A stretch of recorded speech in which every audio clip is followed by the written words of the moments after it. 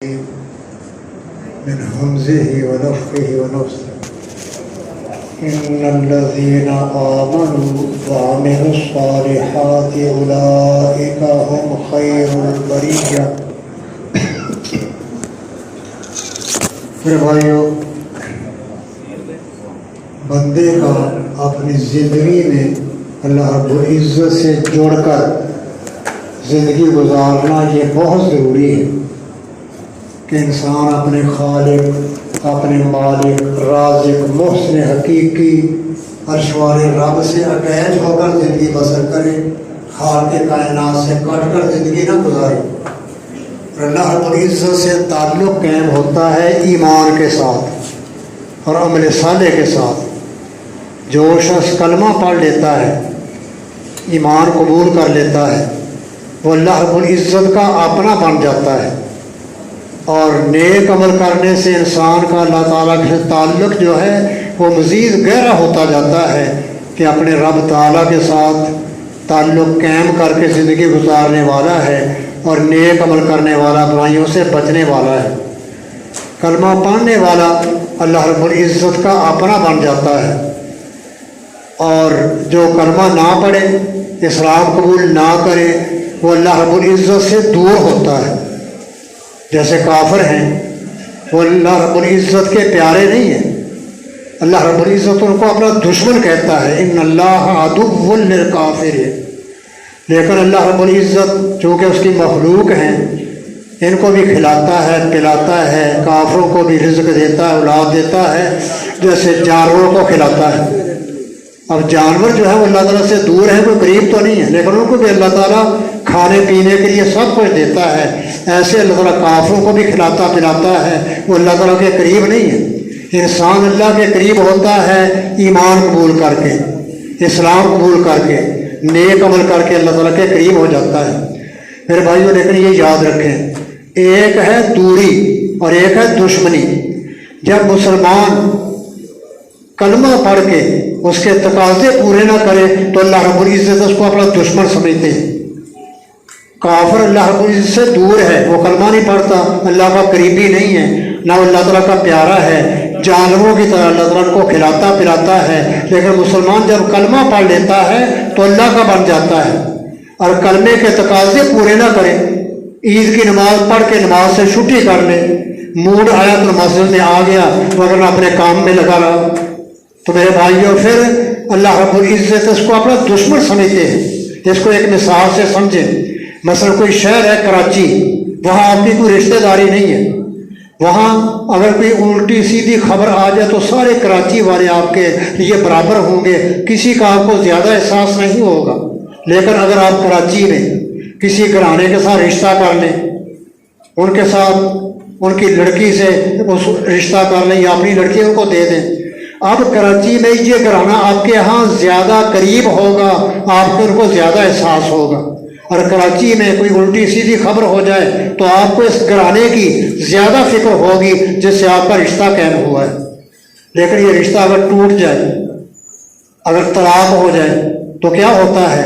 پھر دشمنی پڑ جاتی ہے، صرف میاں بیوی کی نہیں، لڑکی اور لڑکے دو خاندانوں کے آپ نے دشمنی پڑ گئی۔ کیوں؟ رشتہ ٹوٹ گیا ہے، تعلق جو قائم کیا تھا رشتہ داری کا وہ ختم ہو گیا ہے، دشمنی پیدا ہو جائے گی۔ میرے بھائیوں، مسلمان جب کلمہ پڑھتا ہے، اللہ رسول کو اپنا بناتا ہے، کلمہ پڑھنے سے اللہ کا قریبی ہو جاتا ہے۔ لیکن جب یہ کلمہ پڑھنے کے بعد بدعملی اختیار کرے، اسلام کے مطابق زندگی نہ گزارے، اس کے اعمال اپنی مرضی کے ہوں اور اللہ رب العزت کی توحید سے روگردانی کرے، تو سمجھو اللہ سے رشتہ ٹوٹ گیا اور دشمنی قائم ہو گئی۔ آپ کو پتہ چلا کہ مسلمان ذلیل کیوں ہیں؟ اللہ تو فرماتا ہے وَأَنْتُمُ الْأَعْلَوْنَ إِن كُنتُم مُؤْمِنِينَ، اگر تم سچے مسلمان ہو تو سب سے سر بلند ہو کر رہو گے۔ اللہ کا وعدہ ہے، اگر کھرے مسلمان ہوں صحابہ کرام جیسے تو پھر کافروں کو بھیڑ بکری اتر آگے لگا کر چلیں۔ لیکن ہمارا مسلمان، ہمارا حکمران کافروں کے متحد کیوں ہے؟ وہ کافروں سے مشورے لے کر حکومت کیوں کرتا ہے؟ ہم کافروں کی نقالی کیوں کرتے ہیں؟ ٹیکس پر ٹیکس کیوں لگاتے ہیں؟ نظام زکوٰۃ سے کیوں بھاگتے ہیں؟ میرے بھائیوں، رشتہ ٹوٹا ہوا ہے۔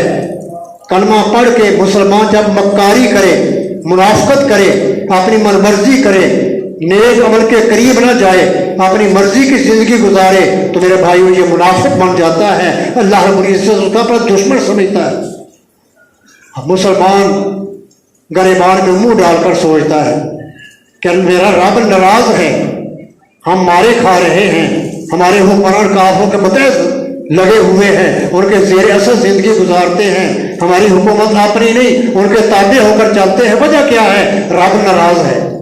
मुसलमान फिर अपने रब को राजी करने की कोशिश करता है।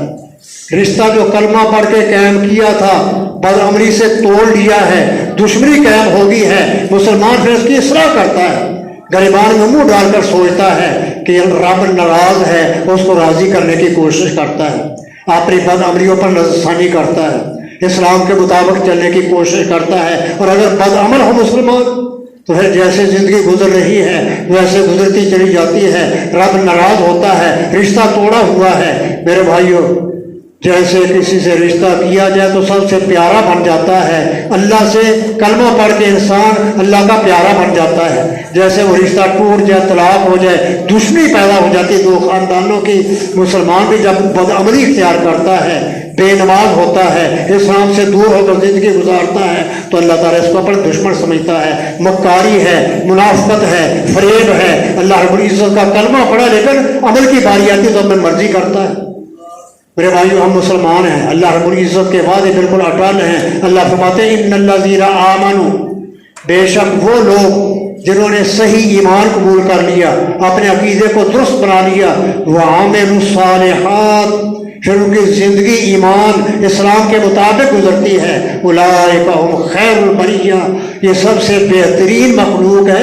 अल्लाह ताला फरमाते हैं, सहाबा किराम को देख लें, अल्लाह के पैगंबर के इशारों पर जाने को मान करने वाले थे, मैदानों में जान हथेली पर रख कर हाजिर हो जाते थे, अपनी जानों की परवाह नहीं, अल्लाह के पैगंबर की परवाह होती थी।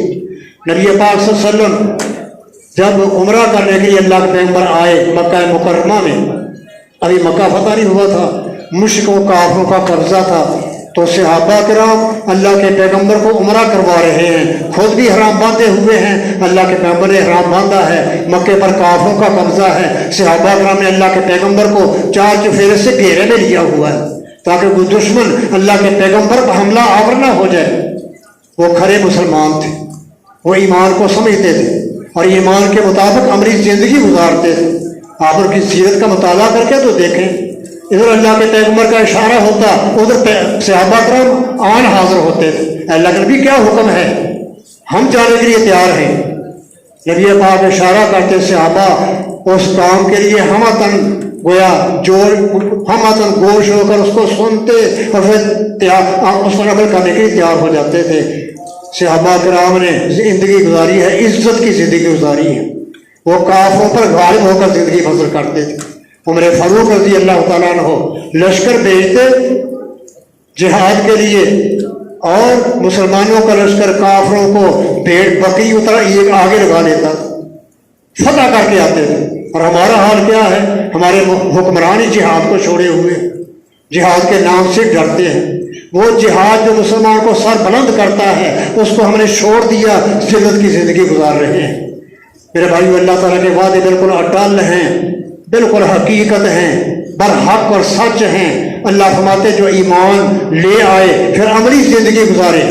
हम अपने अमलों पर गौर करके तो देखें, हम कहाँ तक नेक अमल करते हैं, अपने सर से लेकर पाँव तक नजर डालें, हमने कितनी नाफरमानियाँ कर रहे हैं, सुबह से शाम तक कितनी हमसे खताएं होती हैं और जानबूझ कर करते हैं। मेरे भाइयों, अपनी इस्लाह करना ये हमारा फरीज़ा है। हमने अल्लाह का कलमा पढ़ा है, नबी पाक को अपना बनाया है, जब अपना बना तो अपने बनकर दिखलाए ताकि अल्लाह ताला अपने वादे पूरे करे। अल्लाह के वादे पूरे होंगे जबकि ईमान सही होगा, अकीदा दुरुस्त होगा, अमल वो होगा जो अल्लाह के पैगंबर ने किया है। अपने रसूमात को अमल नहीं समझेंगे, रसूमात की पाबंदी नहीं करेंगे, नबी पाक के पीछे चलेंगे, तब मुसलमान सर बुलंद होकर ज़िंदगी बसर करता है। अल्लाह के वादे हैं, बेहतरीन मखलूक में है जो सच्चा ईमान खरा अकीदा रखकर नेकी की ज़िंदगी गुजारती है। मेरे भाइयों, अगर हमने अल्लाह से कलमा पढ़ के लगाया हुआ रिश्ता तोड़ लिया तो मेरे भाइयों फिर اللہ سے دور ہی نہیں بلکہ اللہ کے دشمن بن جائیں گے۔ ہمیں اپنی اصلاح کرنی چاہیے، خطاؤں پر غور کرنا چاہیے، اپنی کمی کوتاہی کو دور کرنا چاہیے، کتاب و سنت کا مطالعہ کریں، اس کے مطابق اپنے آپ کو ڈالنے کی کوشش کریں تاکہ ہم صحیح مسلمان بن سکیں اور اللہ کے ہاں قیامت کے دن نجات پا سکیں۔ وآخر دعوانا الحمدللہ